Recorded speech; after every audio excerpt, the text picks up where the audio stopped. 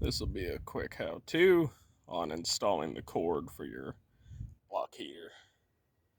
These trucks do not come with them from the factory for whatever reason. The brand I went with is BMI.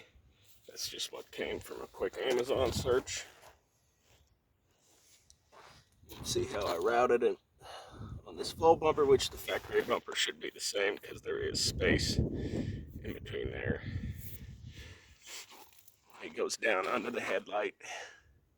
Then you can reach that from below, even with the factory bumper. You send that cord up. Comes up right about here in front of the airbox. Go around the side and back of the airbox. Obviously the intake tube would have to come off. You can see right there I zip tied it. And I also tied it off to that coolant line right there above the outlet of the turbo to the intercooler.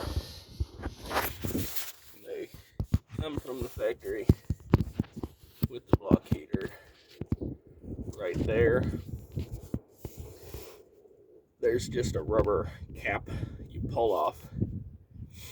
The cord has 2 pins, doesn't matter which side what pin is on, whether you point it down like I did or go up and over the oil filter housing here.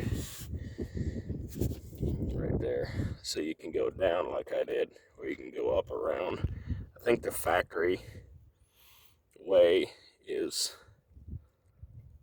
over there, the oil filter housing, and around this way, but I don't like how close that is to the exhaust manifold and alternator.